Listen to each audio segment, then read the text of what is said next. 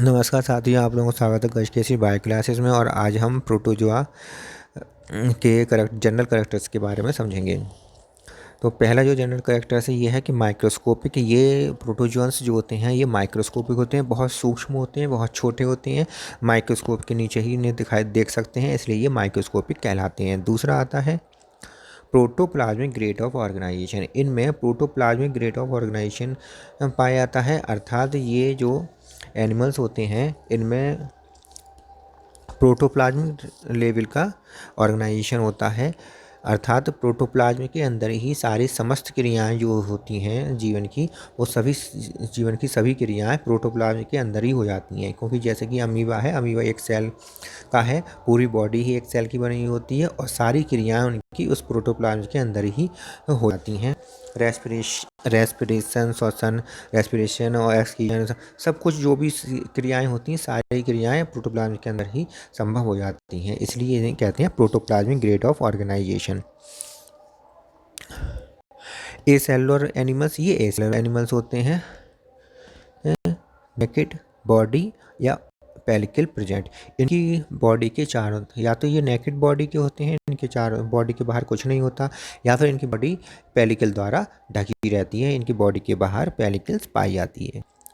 ये या तो सॉलिटरी होते हैं या कॉलोनियल होते हैं। सॉलिटरी का मतलब होता है एकल, अर्थात अकेले।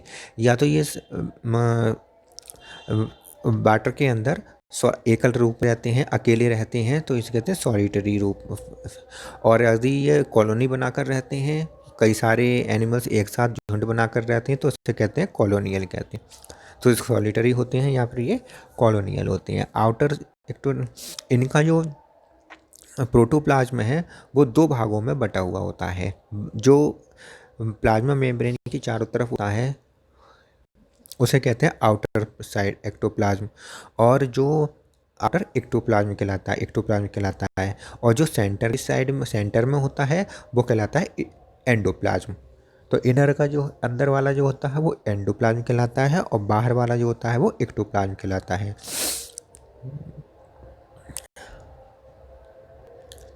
वन और मोर न्यूक्लियाई, इनमें एक या एक से अधिक न्यूक्लियाई पाए जाते हैं, न्यूक्लियस पाए जाते हैं।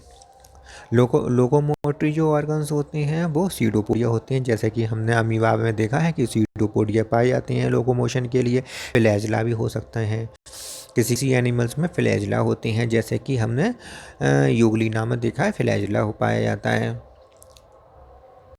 ठीक है, इसके अलावा सीलिया भी हो सकते हैं, जैसा कि पैरामीशियम जो होता है उसके अंदर सीलिया पाए जाते हैं जो लोकोमोशन में हेल्प करते हैं।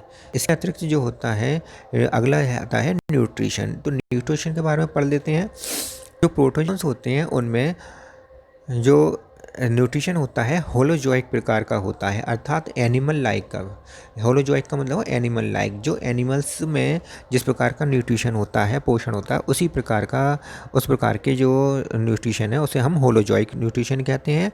जंतुओं के में जो होने वाले पोषण को हम होलोजोइक न्यूट्रिशन कहते हैं। इन एनिमल्स में होलोजोइक न्यूट्रिशन पाया जाता है।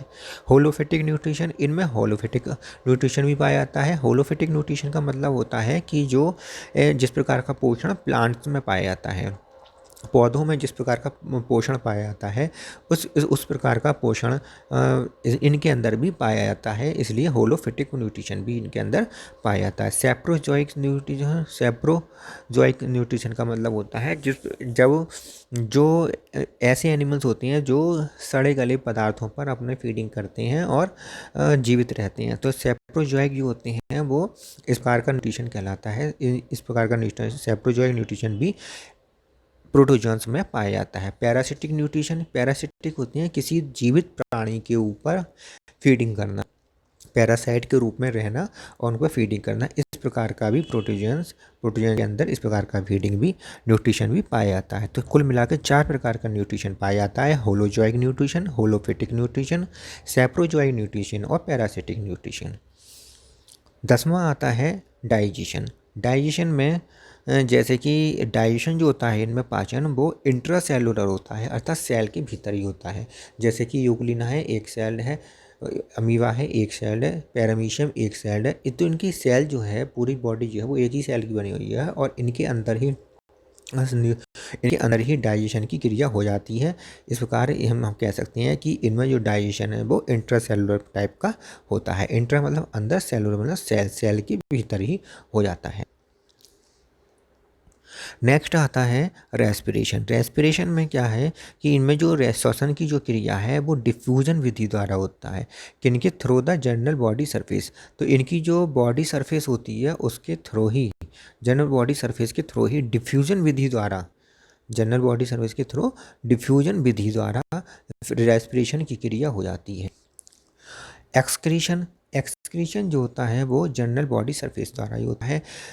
जो भी अवशिष्ट पदार्थ हैं उनको जनरल बॉडी सरफेस द्वारा, बॉडी सरफेस के द्वारा के माध्यम से ही बाहर की तरफ निकाल दिया जाता है। एक्सक्रीशन की क्रिया बॉडी सरफेस के द्वारा ही होती है।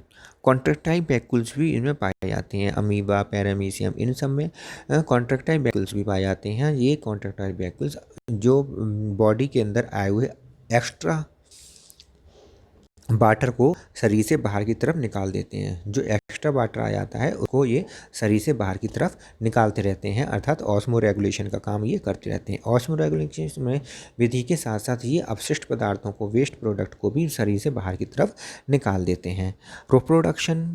रिप्रोडक्शन दो प्रकार का होता है, सेक्सुअल और असेक्सुअल। तो दो प्रकार का रिप्रोडक्शन में पाया जाता है। प्रोटोजोन्स में सेक्सुअल रिप्रोडक्शन जो होता है वो गैमीट फॉर्मेशन द्वारा होता है और कंजुगेशन द्वारा होता है। तो गैमीट फॉर्मेशन होगी या फिर कंजुगेशन विधि होगी, इन विधियों द्वारा सेक्सुअल रिप्रोडक्शन होता है। बडिंग द्वारा असेक्सुअल रिप्रोडक्शन बडिंग द्वारा होता है, बाइनरी फिशन द्वारा होता है, मल्टीपल फिशन द्वारा होता है, स्पोरुलेशन द्वारा होता है। इन विधियों द्वारा ये असेक्सुअल रिप्रोडक्शन की विधि होती है। 15वां आता है लाइफ साइकिल। लाइफ साइकिल जो है वो अल्टरनेशन ऑफ जनरेशन, इसमें पता है लाइफ साइकिल में अल्टरनेशन ऑफ जनरेशन पाया जाता है। अर्थात सेक्सुअल रिप्रोडक्शन के बाद असेक्सुअल रिप्रोडक्शन आती है, असेक्सुअल रिप्रोडक्शन के बाद फिर सेक्सुअल रिप्रोडक्शन आती है। इस प्रकार एक बाद दूसरी निरंतर आती रहती हैं। इसको हम कहते हैं अल्टरनेशन ऑफ जनरेशन कहते हैं। एंसिस्टमेंट, एंसिस्टमेंट जो अनफेवरेबल कंडीशन में एंसिस्टमेंट की भी इसमें बता है। एंसिस्टमेंट का मतलब होता है कि सेल की जो प्रोटोप्लाज्म है उसके चारों तरफ एक कठोर आवरण बनता है जिसे सिस्ट कहते हैं। इस क्रिया को एंसिस्टमेंट कहते हैं। तो एंसिस्टमेंट की जो क्रिया है वो अनफेवरेबल कंडीशन में होती है, जब प्रतिकूल वातावरण होता है और इनके जीवित रहने की संभावना कम होती है, उस समय एंसिस्टमेंट की प्रोसेस होती है। और जब फेवरेबल कंडीशन आ जाती है तो इसके ऊपर बना हुआ सिस्ट खत्म हो जाता है, टूटकर नष्ट हो जाता है।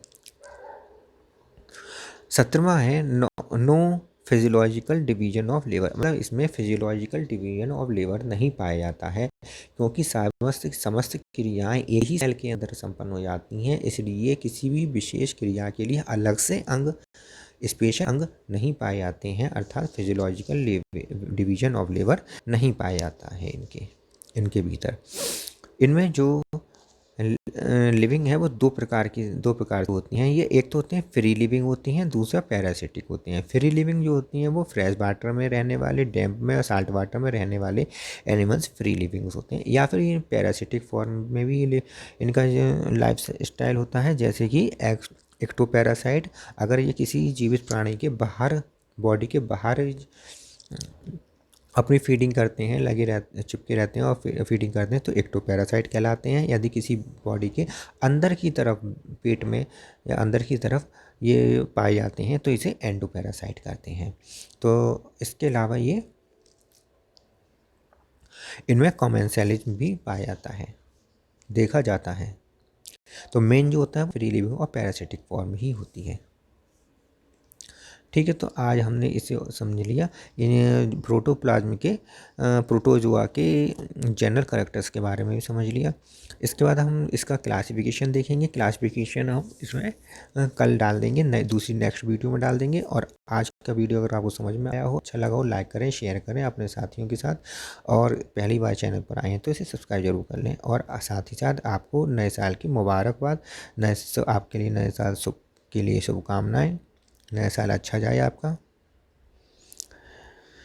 इसी के साथ मैं आपको ये बताना चाहता हूँ कि मेरा टेलीग्राम चैनल भी है। टेलीग्राम चैनल पर आप उसमें जुड़िए, उसमें भी इन्फॉर्मेशंस होती हैं जो हम उसमें डालते रहते हैं।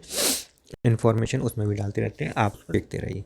टेलीग्राम चैनल का लिंक हम आपको गज केसरी की बायो क्लासेस नाम से है, गज केसरी बायो क्लासेस या गज केसरी बायो क्लासेस के नाम से उसमें है, टेलीग्राम चैनल है। तो ये फेसबुक भी आईडी है, फेसबुक आईडी में नितिन नाम से, नितिन वर्मा नाम से, उस पर भी आप जा सकते हैं फेसबुक आईडी पर। और यूट्यूब पे तो आप देख ही रहे हैं। ठीक है, तो अब मैं इस वीडियो को आज यहीं पर समाप्त करते हैं।